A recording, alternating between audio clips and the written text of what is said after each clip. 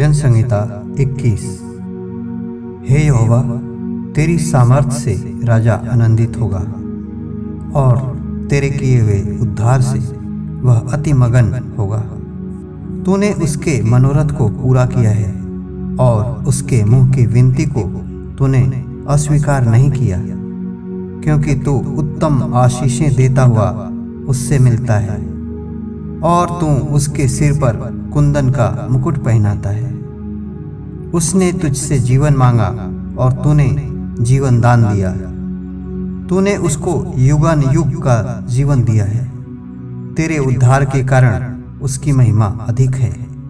तू उसको वैभव और ऐश्वर्य से आभूषित कर देता है, क्योंकि तूने उसको सर्वदा के लिए आशीषित किया है। तू अपने सम्मुख उसको हर्ष और आनंद से भर देता है, क्योंकि राजा का भरोसा यहोवा के ऊपर है और परम प्रधान की करुणा से वह कभी नहीं टलने का। तेरे हाथ तेरे सब शत्रुओं को ढूंढ निकालेगा। तेरा दाहिना हाथ तेरे सब बैरियों का पता लगा लेगा। तू अपने मुख के सम्मुख उन्हें जलते हुए भट्ठे के समान जलाएगा।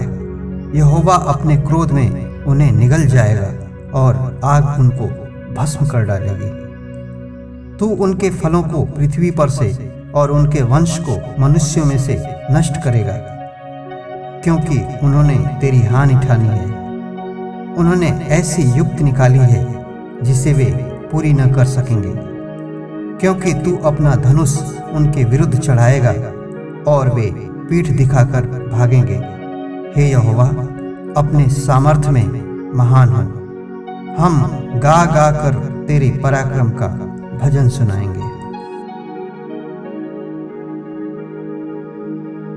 जब प्रेरितों ने जो यरूशलेम में थे सुना कि सामरियों ने परमेश्वर का वचन मान लिया है, तो पतरस और यूहन्ना को उनके पास भेजा।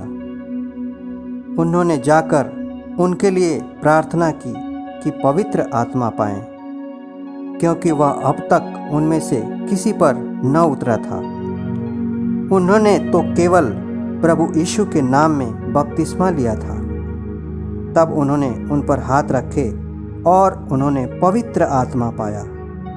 जब शमौन ने देखा कि प्रेरितों के हाथ रखने से पवित्र आत्मा दिया जाता है, तो उनके पास रुपए लाकर कहा, यह अधिकार मुझे भी दो कि जिस किसी पर हाथ रखूं वह पवित्र आत्मा पाए। पतरस ने उससे कहा, तेरे रुपए तेरे साथ नष्ट हों, क्योंकि तूने परमेश्वर का दान रुपयों से मोल लेने का विचार किया।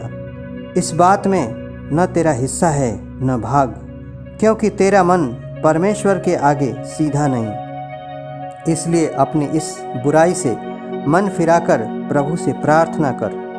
संभव है तेरे मन का विचार क्षमा किया जाए, क्योंकि मैं देखता हूँ कि तू पित्त किसी कड़वाहट और अधर्म के बंधन में पड़ा है।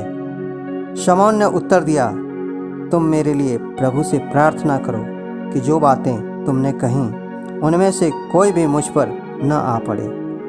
अतः वे गवाही देकर और प्रभु का वचन सुनाकर यरूशलेम को लौट गए और सामरियों के बहुत से गांव में सुसमाचार सुनाते गए।